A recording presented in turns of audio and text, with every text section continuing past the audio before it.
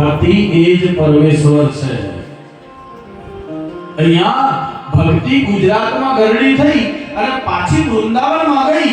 તમે વૃંદાવન ગોકુળ જાઓ તો ત્યાં આજે નાનું બાળક સવારે જાગે, સ્નાનાદિ કર્મ કરી ઠાકોરજીના દર્શન કર્યા સિવાય સ્કૂલ નથી જતું. ત્યાં ગઈ એટલે ભક્તિ અહીંયા જર્જરિત થઈ હતી. ગુજરાતમાં જર્જરિત એટલે વયોવૃદ્ધ થઈ અને પાછી વૃંદાવનમાં ગઈ એટલે એ ભક્તિ નવયુવાન થઈ છે. 16 વર્ષની કન્યા થઈ. પણ એના બે પુત્ર હતા, જ્ઞાન અને વૈરાગ્ય. આ બંને વયોવૃદ્ધ છે. વૃંદાવનની ધારા પર ભક્તિ ઊભી. હવે માં 16 વર્ષની હોય અને બંને દીકરા 80 વર્ષના હોય તો માને દુઃખ તો થાય ને. એ મૂર્છિત હાલતમાં પડ્યા. આ ભક્તિ રડે છે. ભક્તિની આજુબાજુ લોકોનું ટોળું વળ્યું અને ભક્તિ રડે છે. બધાને પૂછે છે કે મારા આ દીકરાઓનું નિવારણ શું? અને એટલામાં ત્યાં નારદજી આવ્યા. તમારે મારે બધાને ગોકુળ જવું છે, વૃંદાવન જોયું. વૃંદાવન કેટલા ગયા બધા? સરસ, ખૂબ. વળે જવું છે આપણે તો. ઈચ્છા તો થાય કે વૃંદાવન જઈએ, પણ સમય ન મળે, સમય ન મળે તો પૈસા ન મળે, આ બધું હોય ને. અને શાસ્ત્ર વાંચું એટલે મને ખબર કે યાત્રા એકલાને થાય નહીં. એકલા યાત્રા કરો ને કોઈ ફળ મળતું નથી. પત્ની લઈ જવાનું થાય એટલે ભલે બાજુ વિચાર માંડી માંડવાનો. બંને જણ જાઓ તો જ યાત્રાનું ફળ મળે. બાકી એકલા જાઓ તો તમે ફરવા જાઓ છો એટલે યાત્રાનું ફળ મળે નહીં. ભગવાનને કહેવાનું કે અમારો ભાવ છે ને તારા જોડે આવીએ ને એવો રાખજે પ્રભુ. દૂર નગરી આવું તો છે અમારે ગોકુળ ને વૃંદાવન, પણ ઘણી બધી પરિસ્થિતિઓ જેમ તમારે સાંજે 7 વાગે અને 7:30 વાગે અને ઘરે જવાની ઈચ્છા થાય. જવું તો છે ઘરે, અહીં કથામાં જ રહેવું છે, ઘરે જવાનું ઈચ્છા નથી થતી, પણ ચિંતાઓ વધે છે. શું થાય? હે અમે રસોઈ કર્યા, હે વિના આવ્યા. જવું નથી આજે 7 વાગે તો 7:30 વાગે તો, પણ ચિંતાઓ છે. ઘરે જઈને જમાડવાના. હું તો તમને કહું 9 દિવસ કરવાના. જેમ કુકરમાં ખીચડો ચડાઈ દેવાનો, તમારે ખાઈ લો ખાવું હોય તો. અને ના ખાય ને તો આ પ્રમુખ સાહેબ મને કહેતા હતા કે સારી સારી નિશાન હોટલો છે જે ખાઈ લો, વાંધો નહીં. એવું નહીં હો. પતિ પરમેશ્વર છે અને એને ભાવથી પ્રેમથી ભોજન જમાડવું ને એ જ પત્નીનો પ્રથમ ધર્મ છે. પ્રેમથી બનાવેલું ભોજન. હે અમે રસોઈ કર્યા, વિના આવ્યા, ઘેર જાવ